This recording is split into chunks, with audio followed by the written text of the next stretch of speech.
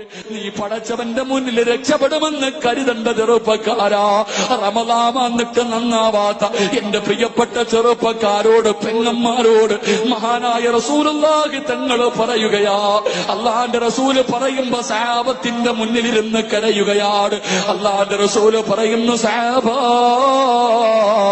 പരലോകത്ത് അള്ളാന്റെ കോടതിയിൽ അള്ളാന്റെ റസൂല് നിൽക്കുമ്പോ പ്രവാചകം ജനങ്ങളെ സ്വർഗത്തിലേക്ക് കടത്തിവിടുമ്പോ, ശഫാഅത്ത് ചെയ്ത് ജനങ്ങളെ സ്വർഗത്തിലേക്ക് പറഞ്ഞു വിടുമ്പോ, ഒരു ചെറുപ്പക്കാരന് നരകത്തിന്റെ മലക്കുകളെ ചങ്ങലയിൽ കെട്ടികെട്ട് വലിച്ചിടച്ചു കൊണ്ടുവരികയാണ്.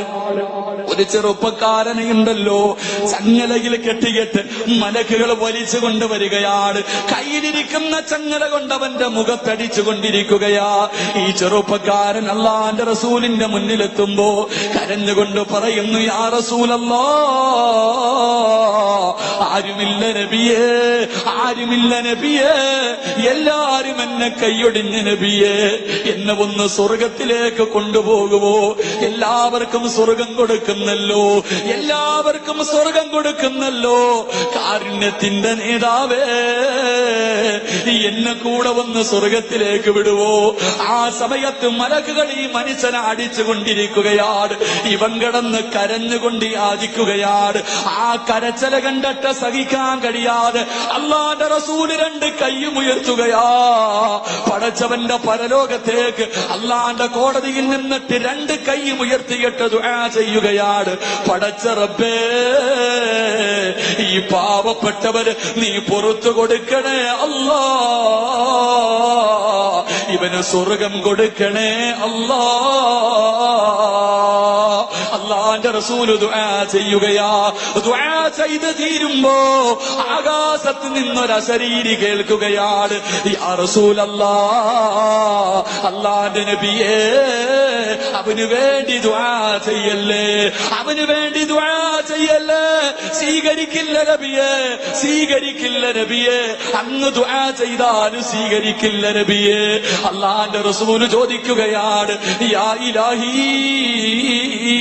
എന്റെ പടച്ച റബ്ബേ, എനിക്കിഷ്ടമുള്ളവർക്ക് സ്വർഗം കൊടുക്കാ, എനിക്കിഷ്ടമുള്ളവരെ സ്വർഗത്തിൽ പറഞ്ഞു വിടാ. നീയല്ലേ പടച്ചവരെ അനുവാദം തന്നത്, നീയല്ലേ പടച്ചവരെ അനുവാദം തന്നത്. എന്റെ ദുആ സ്വീകരിക്കാത്തതിന്റെ കാരണമെന്താ? ആ സമയത്ത് വിളിച്ചു പറയുന്ന നബിയേ, അവന്റെ ദുആ തടയുന്ന ഒരു വസ്തുവുണ്ട്, അവന്റെ ദുആ തടയുന്ന ഒരു വസ്തുവുണ്ട്. അല്ലാഹുവിന്റെ റസൂല് ചോദിച്ചു, റബ്ബേ, ആരാ അല്ലാ? എന്റെ ദുആയെ തടയുന്ന വസ്തുവാരാ? എന്റെ ദുആയെ തടയുന്ന വസ്തുവാരാ? എന്റെ പ്രിയമുള്ളവരെ, റമളാൻ മാസം ഇറങ്ങി വരികയാ, റമളാൻ മാസം ഇറങ്ങി വരികയാ. എന്നിട്ട് പറയുന്ന നബിയേ, ഒരു സുന്നത്തിനൊരു ഫർളിന്റെ കൂലിയായിരുന്നു നബിയേ, ഒരു ഫർളിന് 70 ഫർളിന്റെ കൂലിയായിരുന്നു നബിയേ. ഓരോ രാത്രിയിലും ഓരോ ലക്ഷം പേരെയാണ് പടച്ചവൻ നരകത്തിൽ നിന്ന് കരകയറ്റിയത്. അള്ളാഹു കോടാനുകോടി ജനങ്ങളെ നരകത്തിൽ നിന്ന് കയറ്റിയ മാസമാണ്. റഹ്മത്തിന് 10 ദിവസം അള്ളാഹു കൊടുത്തല്ലോ. ചെയ്തു പോയ പാപങ്ങൾ ഏറ്റുപറഞ്ഞ് നന്നാവാൻ അള്ളാഹു ഇവന് 10 ദിവസം കൊടുത്തല്ലോ. നരകത്തിൽ നിന്ന് കരകയറി സ്വർഗത്തിലെത്താൻ അള്ളാഹു 10 ദിവസം ഇവന് കൊടുത്തല്ലോ. അള്ളാഹുവിന്റെ നബിയോട് അതാ മലകതാ പരലോകത്ത് വെച്ച് റമളാൻ ചോദിക്കുന്ന നബിയേ, കൊച്ചുകുട്ടികളുടെ നോമ്പ് പിടിക്കുന്ന മാസമായിരുന്നല്ലോ, കൊച്ചുകുട്ടികൾ നോമ്പ് പിടിക്കുന്ന മാസമായിരുന്നല്ലോ. അല്ലാഹുവേ, കാഫിരീങ്ങൾ പോലും നോമ്പ് പിടിക്കുന്ന മാസമാണ്. പള്ളിയിൽ പോയി കൊച്ചുമക്കളെ തറാവീഹ് നിസ്കരിക്കുന്നവരല്ലേ? വീട്ടിലുമ്മമാര് നിസ്കരിക്കുമ്പോ പൊടിക്കുഞ്ഞുങ്ങൾ ഉമ്മയുടെ കൂടെ വന്ന് നിസ്കരിക്കുന്ന മാസമായിരുന്നല്ലോ. അള്ളാഹു ഇത്രയും അനുഗ്രഹങ്ങൾ വാരിക്കോരിക്കൊടുത്ത റമളാനിൽ ഇവൻ നന്നാവാത്തവനാ നബിയേ, ഇവൻ നിസ്കരിക്കാത്തവനാ നബിയേ, ഇവൻ പരസ്യമായി തിന്നവനാ നബിയേ, രാത്രി കരഞ്ഞു ദുആ ചെയ്യേണ്ട സമയത്ത് ഇവൻ പോയിരുന്ന ഫുട്ബോൾ കളി കണ്ടവനാ നബിയെ. ആവശ്യമില്ലാത്ത കാര്യങ്ങൾക്ക് ചെലവഴിച്ചവരാണ്. രോഗം പിടിച്ച വാപ്പമാര് പോലും പള്ളിക്കകത്ത് കസേരയിൽ ഇരുന്നിട്ട് പടച്ചവരെ പാതിരാത്രിയിൽ 20 റക്അത്ത് തറാവീഹ് നിസ്കരിക്കുമ്പോ കാഞ്ഞങ്ങാട് പുതുകോട്ട പള്ളിയുടെ വെളിയിൽ നിന്ന് കാര്യം പറഞ്ഞവരാ. ഇസാഖുവേ പടച്ചവരെ കളിയാക്കിയവരാണ്. അതുകൊണ്ട് നബിയെ ഇവന് വേണ്ടി ദുആ ചെയ്യല്ലേ, ഇവന് വേണ്ടി ദുആ ചെയ്യല്ലേ. വിശുദ്ധമായ റമളാൻ കരയുകയാണ്. എന്നിട്ട് പറയുന്നു അല്ലാ,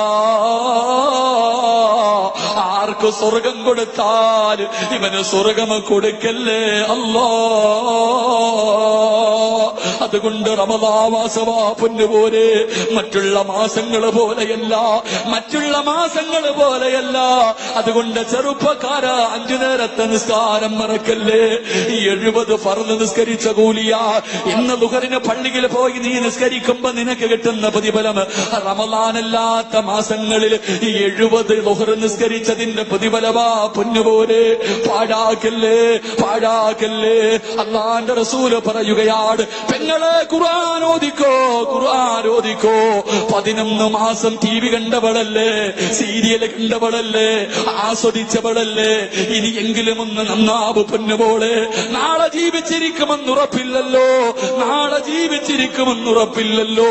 ഫർദ് ധരിച്ചാ മാത്രം പോരാ, കയ്യിലെ തസ്ബീഹ് പിടിച്ചുകൊണ്ട് ജനങ്ങളെ കാണിച്ചാ പോരാ, ഇൽമിന്റെ സദസ്സുകളിലേക്ക് കടന്നു വന്നാ പോരാ. പൊന്നുമോളെ പടച്ചവന്റെ സ്വർഗത്തിൽ പറന്നു പോകേണ്ടവളാ. പറവകളെ പോലെ പറക്കണ്ടേ, സുഗതാക്കളെ പോലെ പറക്കണ്ടേ, ആയിഷ ബീവിയെ പോലെ പോകണ്ടേ, ഹദീജ ബീവിയെ പോലെ പോകണ്ടേ.